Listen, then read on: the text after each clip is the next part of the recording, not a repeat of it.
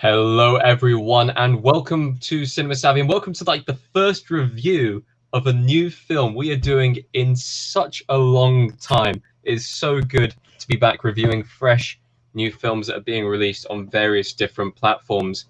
How are you doing today, George? I am very well. It took me a while when we it's like, oh, reviews. How do we do these again? It's nice. It's nice to have not just a new film, but one from a director that didn't delay it. Obviously, cinema releases, you understand all of that. But we have a new Netflix film, and there have been films that have come out. But I think the last couple of months, well, honestly, I think most of the world's been doing TV. Yeah. I know I've been doing a lot more TV than films. Most of my films have been the Saturday nights with you and Chris. So it's nice to get something new. And a Spike Lee one as well. Like, I've not seen enough of his work, but an established author coming in, it's like, okay, it's just going to come out June the 12th. Done. So I think that helps. And obviously, fingers crossed, next month we get Tenet. And I was going to say, if there was ever a time for a director to release a film, Spike Lee being one of the most prominent voices during the current Black Lives Matter movement, this film is incredibly important for these times that we're living in. We are, of course, talking about The Five Bloods, the latest Spike Lee joint. I've actually had a decent experience with Spike Lee's films in the past. I really, really like BlacKkKlansman, which came out a few years ago. Do the Right Thing has always been kind of a staple film that I watched when I was younger, and I've kind of grown up with. It is just his films. He has a way of communicating across his message in a way that you sometimes don't see it from other directors. A lot of films have various topics they want to push or want to say to the entire masses, to the crowds and everything like that. But Spike Lee seems to be able to cut through that and really get his message across. Yeah, so my experience is that I've only seen this and BlacKkKlansman. I'm still very new to it. Last night I actually put an order in. I've never ordered a Criterion film before until yesterday. So I've got Do the Right Thing coming in the next couple of weeks. And then I want to take, it's hard because I think, all honesty, we got the timing wrong, but we've been doing retrospectives on the channel. And I feel as if that we could have done one before this, but the way our schedules have been, we haven't exactly planned, okay, let's get these, is it what, 15 films I think he's done around that point. But I feel kind of guilty because I actually really want to visit his films, especially with what's going on. You mentioned you couldn't have had anyone else release it. I think the timing is almost scary when you're watching this, from opening footage to the final moments. Again, you could say the same when BlacKkKlansman came out in 2018. That was very contextual. But I don't have as much experience. However, I followed him on Twitter for many years. I've seen many of his interviews, and I know, I guess maybe seeing a couple of TV spots from Nike years back in the day counts, maybe, with him and Michael Jordan and stuff like that. So yeah, he's definitely a director that has a not just a gravitas, but he's almost like his own iconography, isn't it? That he's always wearing the outlandish sort of purple clothing. Like, basically, when he's at a red carpet, he makes sure that everyone knows he's on there, and he'll always be seen wearing a Knicks jersey. Yes, exactly. Places in public. Yeah, and a kind of off point, I think, when there's been an interview with John David Washington come out the last couple of weeks with Esquire, obviously he talks about, his dad was best mates with Spike Lee, and obviously when he got cast in Klansman, he basically said that at the premiere at Cannes, Spike Lee was sat behind Christopher Nolan. So Spike Lee's having the time of his life partying, and he's fully aware that Chris Nolan sat in front trying to watch the film properly. And then apparently he said that when John David Washington got cast in Tenet, Spike Lee rang Nolan and said, "Is it because you watched BlacKkKlansman?" And Nolan said yes. So nice little story to tease things coming soon. But yeah, let's go into this. Yeah. So, what did you think about just the trailers going into it? Did you watch any of the trailers? I saw one trailer last week. I think it's the main theatrical one. It's a bit strange because I was reading earlier that they wanted this to premiere at Cannes, as many of his films have done. So they'd held off. I think there'd been a teaser in the past. They'd released the odd photo and poster. And then it was going to be Cannes, Cinemas, Netflix. And then there was a tweet by Spike Lee about a month ago where he said, it's just going to come out on June the 12th. And I think then they dropped the main trailer. And I knew the premise of it's about a group of African-American soldiers going back to Vietnam to find their captain and buried treasure.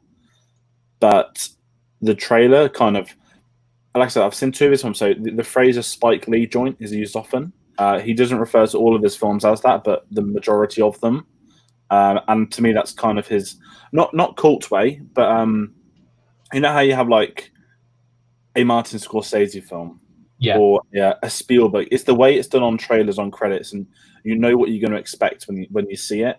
And I think I'm assuming the Spike Lee joint had this, and it was in the trailers. It was the gritty 16mm flashback. Oh, I keep saying Black Panther for Chadwick Boseman's character, Storm and Norman. Then you're getting modern day cuts between it. So I didn't know what to fully expect, but I knew, okay, this is going to be a bit different to probably what I thought it would be. Obviously, having seen Black Klansman, it's a very difficult act to follow for probably any director, because that is the film that should have won Best Film that year. And that was a film that managed to take a very hard topic, an even more ridiculous plot premise of a black person infiltrating the KKK, not just make it a great film, but made it accessible for a mass audience and accessible for sort of Oscar season. And I feel like this is kind of tried to do something similar with the trailers. Obviously, the big difference is there's no cinema release for this. It's coming out in June, which is always the middle of Oscars. No, sorry, not middle. Very rarely do you get a film from June get into the Oscars. Obviously, maybe this year, who knows? This year, I mean, there have been loads of films already being touted to be nominated. Stuff like Emma, which came out like, what was it, 1 or 2 months ago, already been an early kind of front runner for the Oscars if they are to take place, or at least the award ceremonies. My experience with watching the trailer to this film, I thought it was going to have a lot more comedy elements than the actual film did. I watched the trailer. I like the idea of the whole kind of flashbacks and stuff like that. I was wondering whether it was going to be a film split into 2 parts, a bit like another Vietnam War film, Full Metal Jacket, had done previously. So you would have the flashback scenes at the very, very start of the film, and then you would have them going back as the second half of the film itself. But we don't really want to spoil anything too big from this film, but we will say the flashbacks are integrated into the actual story. So there are moments where the camera will suddenly change. It'll be quite a nice, smooth transition from the present to the past. But you have that kind of, okay, we're now going to look back, gain some more information from the story, and then we're going to move forwards again. So I wasn't really expecting that coming into the film.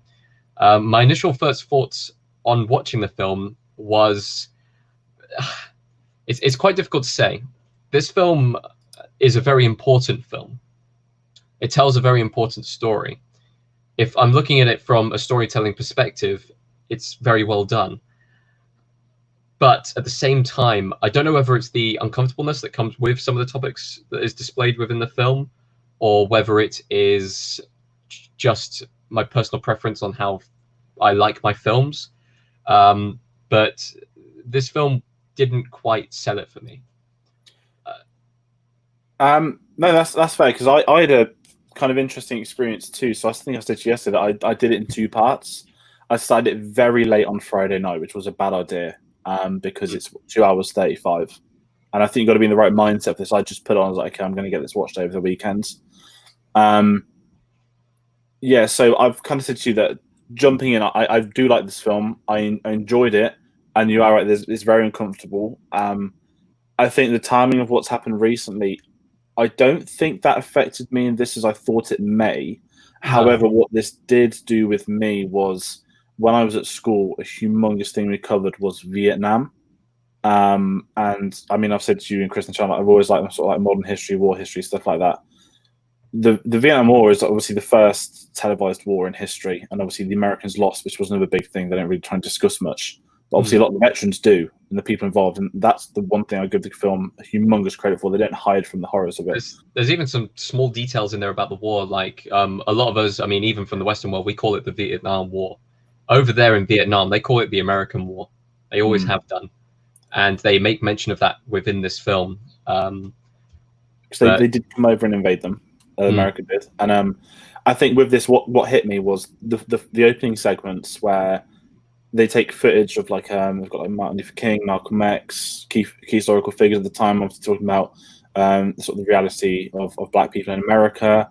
You know, the famous Muhammad Ali interview of you know, over there in Vietnam, they're not saying this about us when they do it at home. Obviously, I'm not going to say the words on here, but what hit me hard in that, they started showing footage There's a really famous photo of a Vietnamese general getting shot in the head by an American, and the photo is captured at the moment the trigger is pulled and before it makes the impact. And I never to this day knew that was actually real footage, and that kind of shook me up a little bit. So, and again, it's the right kind of thing that, again, like I said, I was only seen 2 months, but Spike Lee's not someone that's going to hide away from the realities. And I think getting all the uncomfortable real life clips at the beginning sets you up for what this film does, because I mentioned to you it felt like two films in one. You've kind of got, to me, you've got one film which is about these veterans reuniting and finding treasure, and obviously that's the core plot of it. And then I think the second film is obviously about, it's kind of combined and mixed, but it's about how the African American soldiers were treated in the war, but also it's into that stereotypical what greed can do to a man sort of trope that's done across many different genres, across many different decades. And the staple of any good Vietnam War film, PTSD. Yes, and I did not expect the PTSD. I mean, we've seen it in many Vietnam films. This is one where we hadn't had the viewpoint of, I saw Spike Lee in an interview and he said it too, we've not had the viewpoint of African-American soldiers in Vietnam War. I think if you look at Apocalypse Now, apologies, I forgot the characters' names, but you've got two of them on the boat that are with them for the majority of the journey. Except for that, and they don't even really delve into their histories as much. It's more that, you know, they are characters of color that are in that situation, which is representative at the time. Obviously, Apocalypse Now isn't real, and obviously neither is this. But what this does, it has the main character Storm and Norman, and they talk about him a lot. He's this amazing captain. You know, obviously, if you want to get comparisons in, yes, he is Black Panther, and yes, he basically might as well have been Black Panther because he's like the best of their group. He's the head, and they say that he's a teacher at home. So these guys don't know about the history of America. So while they're out there fighting, he's also teaching them about the history and what better they can do. And I think that that's a very interesting tape, because when you get into the flashbacks, the last thing you want is this interesting forefront and a boring flashback. I think the flashbacks, there's not too many of them. They're actually a lot shorter. Maybe it could have been a 15-minute prologue or something, which what you kind of mentioned, I could have seen that.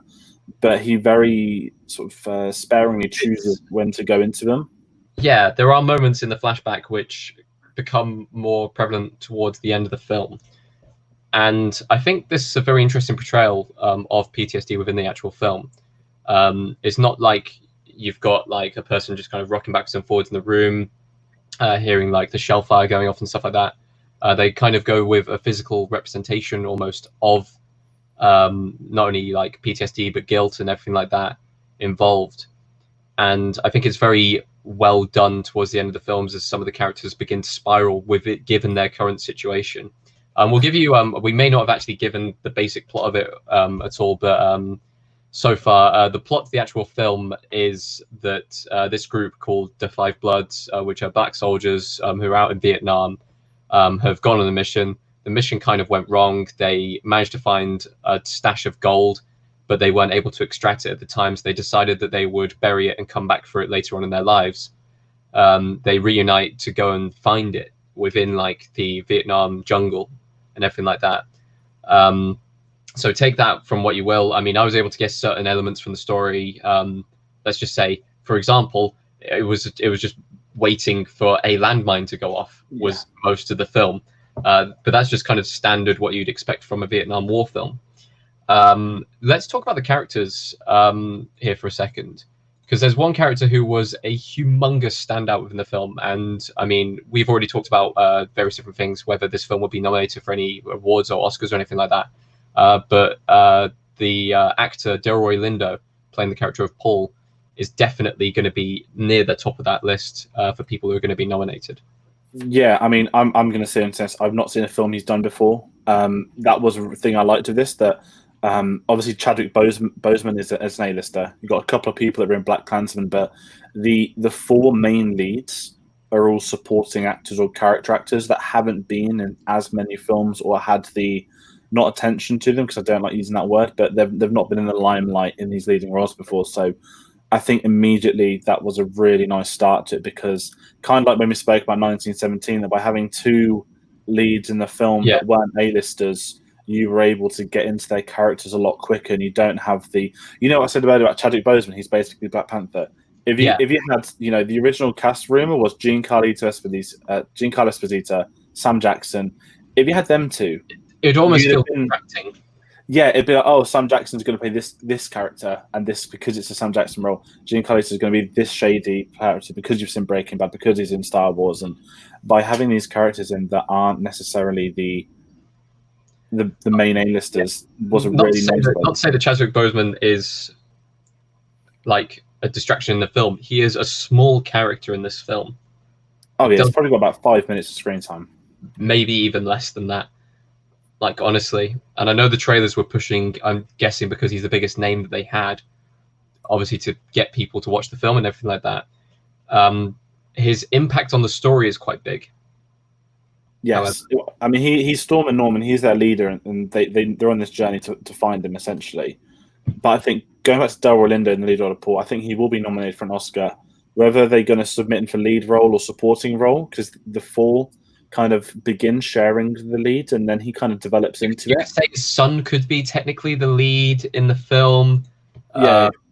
You could say Clark Peters. He had quite a lot to say within the film itself.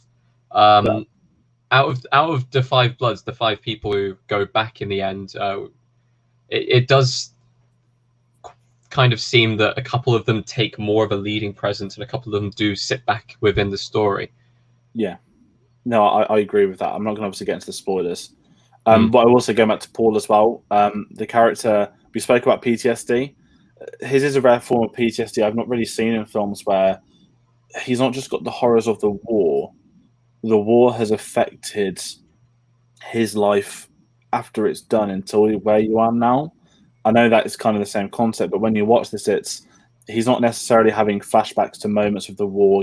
Obviously you get the things like that do happen. It makes it clear, but he speaks about how it's ruined his life, how he's had all these issues over the years, and they epitomize it from the first minute by having him be a Trump supporter wearing a Make America Great Again hat. And it's not a joke. It's genuine, and what's slightly they pulled up a clip of Trump, as Spike Lee does actually like to do in recent times, of one black supporter in the crowd saying "Blacks for Trump." They actually used that within the film, which I thought was quite funny. It was a really quick way for them to have, because they all don't trust each other. They're all friends, but there's all this underlying message to it all. And by making him the Trump supporter from the get-go, automatically it's got the more attention on him. The moment he gets the cap out, the moment he wears it, that creates conflict within these characters. And I kind of mentioned previously that it turns into one of them, greed can overcome you type films.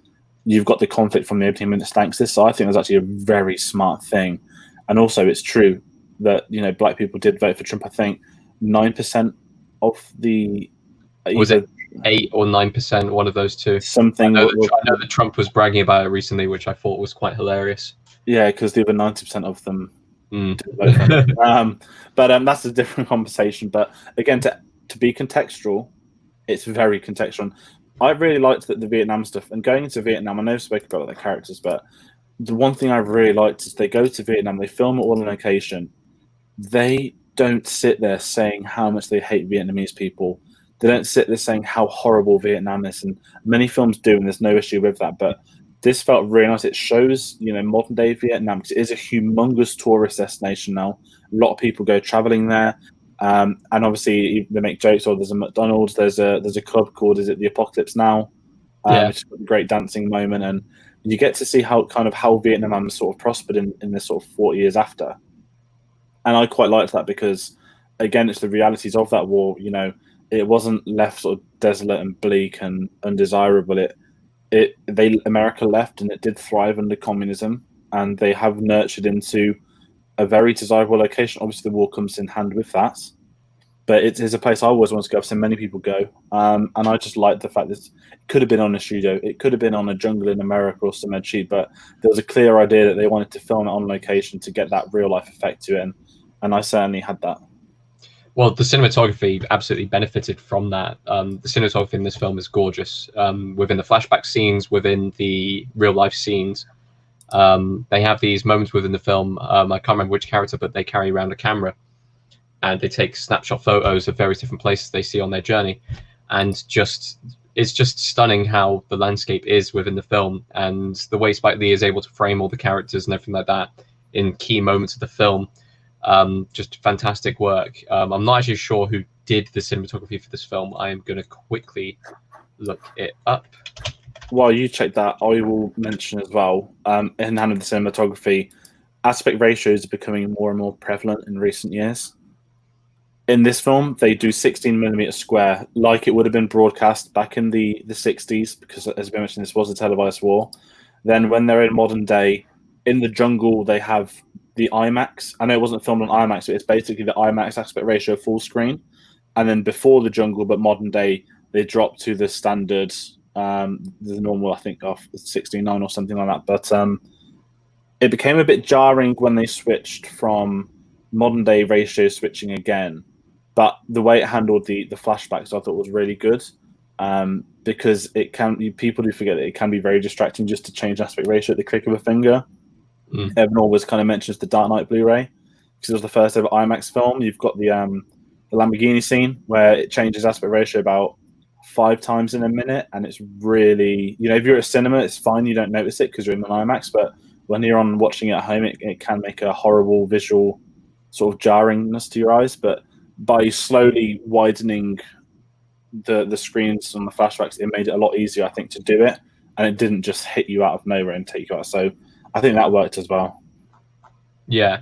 The cinematographer was Newton Thomas Siegel, I believe I pronounced that right. He did the cinematography for a film which is reasonably similar to this, which I'll go into in a second, because I believe that this wasn't originally a Spike Lee film. No, this was going to be Oliver Stone. So I've forgotten who wrote the original script, but the script went to Oliver Stone for Oliver Stone's direct. It was going to be the same idea that they go to the jungle to find their captain and get the treasure. However, it was going to be about white soldiers. And then after 2 years of pre-production, Oliver Stone passed on the film. Then after Klansman, Spike, I think he'd picked up just before Klansman came out, and then he adapted it, added in the additional story with the African American soldiers, kept the core story in there, and then it blossomed off that. I think that's when you know that story, it becomes more noticeable. When we kind of mention it, feels like 2 films in one. And that's the only kind of slight criticism I have, is that it's not.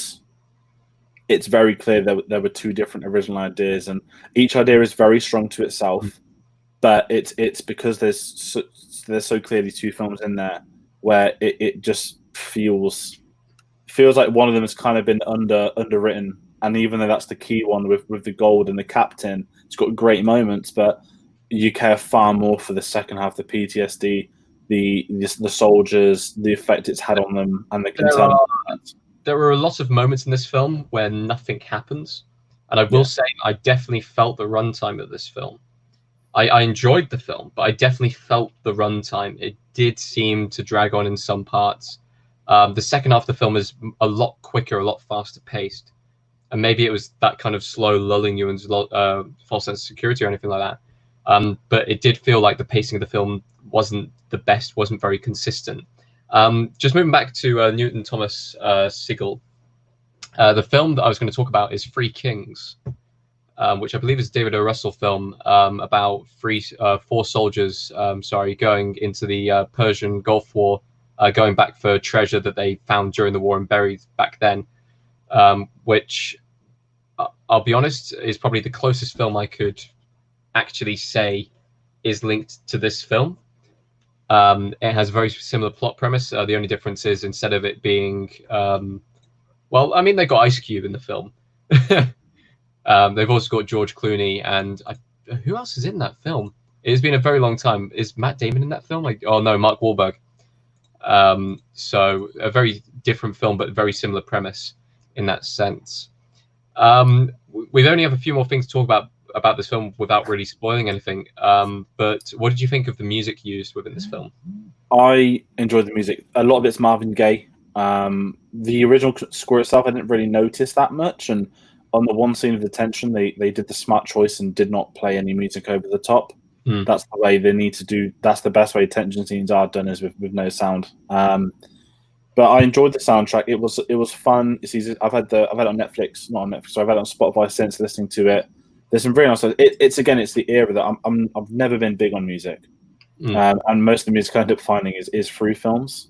So it was nice to be able to go out and get some more, get a playlist. You know, there's loads on Spotify ready for people, but the music accommodate the film. Obviously, they went contextual with obviously the people that were doing music over the time, not just modern day things. You know, a lot of Marvin Gaye. I think he probably has, for every one song that's not him, he probably has two on there.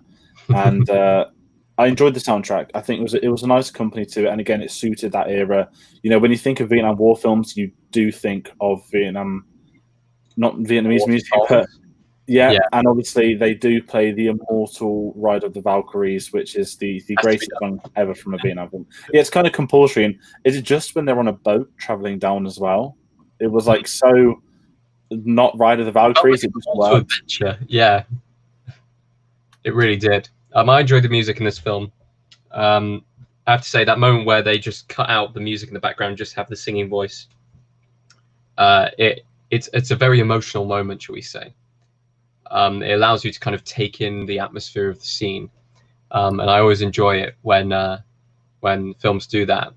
Silence is my preferred way of building up tension and everything like that. I mean, suspenseful music can have a massive effect on a film. However, it being completely silent leaves you on the edge of your seat. This film managed to do that, kind of incorporate the two ideas, have music still like a major thing within the film, but also at the same time, just having that voice kind of piercing through the entire scene. It was really, really well done. So, George, was there anything else you wanted to talk about before we conclude? Not massively on the film. There's not much you can say without spoiling it at this point, because the more interesting side is the second side. But if you're looking for a film it's going to delve into Vietnam, go over PTSD in a new way you've not seen, this is worth it. If you're looking for a film to educate yourselves on the sort of Black Lives Matter movement, everything that's happening right now in the States, there are other films to watch, I will say, that do cover the subject better. However, if you're looking for the historical side of it, seeing the treatment over the decades, certainly sort of the Vietnam late 60s, the not to make it sound horrible, the opening and closing scenes, certainly do that. Documentary archive footage, very powerful, gets you at the beginning, gets you at the end. So I do recommend it to learn a bit more. And it does, that, Netflix put it in a collection of some sort. Yeah, so Netflix just created a Black Lives Matter, almost like a playlist collection type, where you've got films like 13, basically any film they've got the rights to, they've put in there. And to their credit, on social media, they did a recommended viewing, and they included films that were on Amazon that aren't on Netflix as well. So I give Netflix a bit of credit for that they were willing to market something else that's not their own.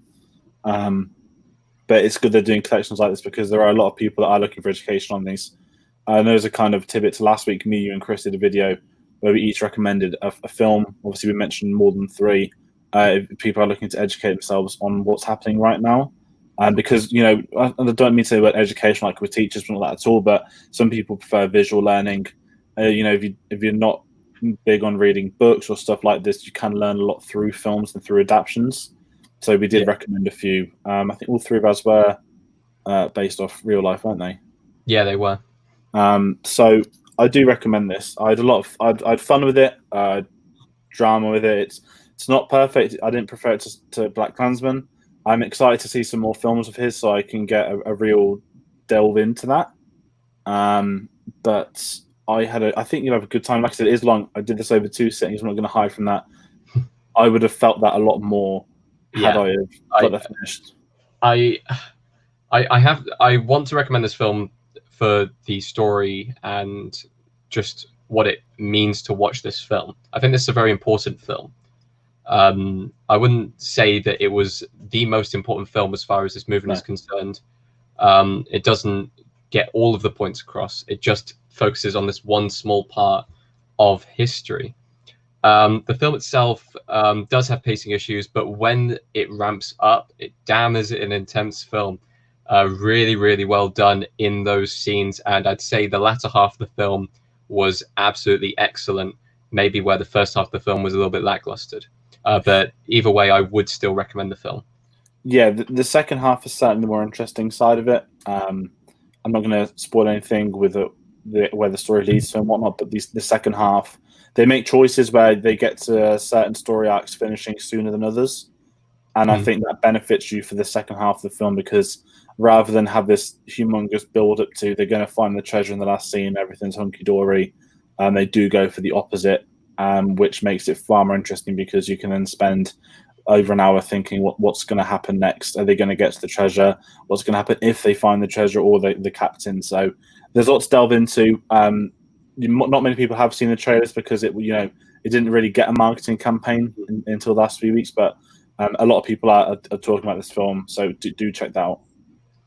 Okay, well, thank you ever so much, guys, for watching our review for The Five Bloods. Please be sure to follow us on the various different social medias below. Please be sure to leave a like on this video, subscription if you have not done so far, with all the notifications turned on. Click on the bell icon and just turn everything on. We will be back next week for our next quiz, which is going to be a fantasy quiz, which I believe is going to be Thursday, 8:30 p.m. BST. I'm not sure what that is in various other time zones, but we will have those out on the social medias if you are able to follow them. We'll have all the timings down there on all of those. Thank you ever so much for watching, guys, and we will see you in the next video. Bye.